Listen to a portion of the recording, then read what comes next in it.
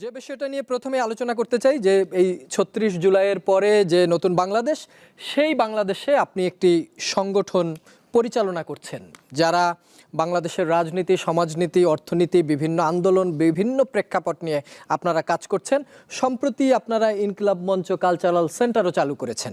আমি যে বিষয়টিতে প্রথমেই দৃষ্টিপাত করতে চাই যে কোন প্রেক্ষাপটে ইনকিলাব মঞ্চ জন্ম নিল এবং এর আসলে আদর্শই বা কী? ধন্যবাদ দাওয়াত দেওয়ার জন্য আমাকে। ইনকিলাব মঞ্চ আমরা বারবার যেটা বলি যে সমস্ত আধিপত্যবাদ বিরোধী এবং আগ্রাসন বিরোধী একটি স্বাধীন সার্বভৌম বাংলাদেশ প্রতিষ্ঠার যেই ইনসাফ ভিত্তিক লড়াই, সেটার জন্য কাজ করতে চাই। আমরা যেসব বন্ধুরা জুলাইয়ে সবাই অংশগ্রহণ করেছি, তো ঠিক তখনই যখন আমাদের বিজয় চলে আসলো জনতার, আমরা ফিল করছিলাম যে এখন তো বিপ্লবের শক্তিগুলো বিভিন্ন কারণেই বিভাজিত হয়ে যাবে। প্রত্যেকটা দেশেই হয়, যে কোনো ঐতিহাসিক গণ অভ্যুত্থান বা বিপ্লব হলে পরবর্তী বিপ্লবীদের মধ্যে বিভাজন ঘটে। তো আমাদের একটা বড় চিন্তা ছিল যে যদি এই বিপ্লবীরা গণ অভ্যুত্থানের শরিকরা একদম প্রচুর পরিমাণে বিভাজিত হতে থাকে, তাহলে পরে এই জুলাইয়ের স্পিরিট ক্ষতিগ্রস্ত হবে। জুলাইয়ের স্পিরিট ক্ষতিগ্রস্ত হলে পরে আমাদের যে এখানে আধিপত্যবাদ, যে আধিপত্যবাদের বিরুদ্ধে মানুষ জীবন দিল, সেটা আবার মাথাচাড়ায় দিয়ে শুধু উঠবে না, সেটা ভয়ানকভাবে ব্যাক করবে। সুতরাং সবাইকে ঐক্যবদ্ধ রাখবার জন্য একটা ইনসাফ ভিত্তিক লড়াইয়ের জন্য একটি প্ল্যাটফর্ম দরকার ছিল, এবং আমরা আমাদের বন্ধুরা সবাই মিলে এই জন্য ইনকিলাব মঞ্চ করেছি। নামটি কেন ইনকিলাব মঞ্চ হলো? ফাইন, নামটি বেশ কয়েকটা কারণেই। আমরা অনেক আগে থেকেই আমরা আমাদের বন্ধুরা কালচারাল লড়াইটা করছিলাম, কারণ আমরা জানি এইখানে যে আজকের ফ্যাসিবাদ, এই ফ্যাসিবাদের তো শুধু আইকনটা চলে গেছে, এখন এখানকার প্রত্যেকটা স্টেজে, বিশেষ করে মনস্তত্ত্বে আমাদের ফ্যাসিবাদের সমস্ত বীজ গভীরভাবে রয়ে গেছে।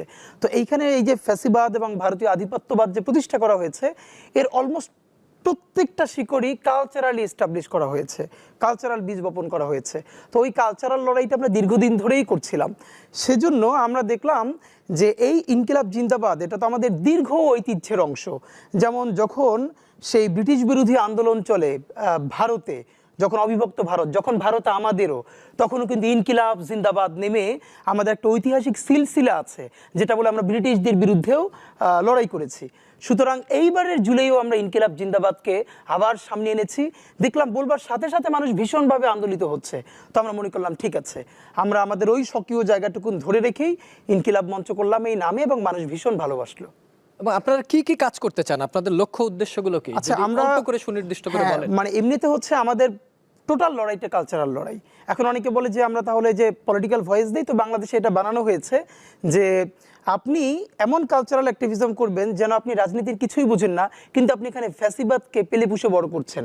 তো আমরা আসলে একটা নতুন টার্মও বলি আমাদের ক্ষেত্রে, এটা হলো পলিটিকো কালচারাল। মানে আমরা দেশ, জাতি, স্বাধীনতা, সার্বভৌমত্বের প্রশ্নে আমরা পলিটিক্যাল ভয়েস দেই, কিন্তু আমরা রাজনৈতিক দল না। এবং আমরা এই ভয়েসটা মূলত দেই যে কোনো কালচারাল অ্যাক্টিভিজমের মাধ্যমে। যেমন আমার লেখা যে জুলাইয়ের একটা অসাধারণ, মানে মানুষের কাছে প্রচুর পরিমাণে গেছে লাল জুলাই গানটা, এখন পর্যন্ত যে গানটা, যে র্যাপটা মানুষ প্রচুর শুনেছে, এই র্যাপ থেকে শুরু করে আমরা বিভিন্ন জায়গায় নাটক করেছি। যত কালচারাল অ্যাক্টিভিজম আছে, কবিতা করা, নাটক করা, মিছিল করা, রাজনৈতিক বক্তৃতা দেয়া, আমরা এই সবগুলোকেই কালচার মনে করি। কারণ কালচার তো হচ্ছে হোয়াট উই আর, আমরা যা। তা আমরা কি করি? মিছিল দেই, আমরা রাজনীতি করি, আমরা গান গাই, কবিতা বলি, আমরা মানুষের বিরুদ্ধে দ্রোহ করি, আবার মানুষের জন্য দোয়া করি। এই সবই আমাদের কালচার। সুতরাং আমাদের লড়াইটা কালচারাল।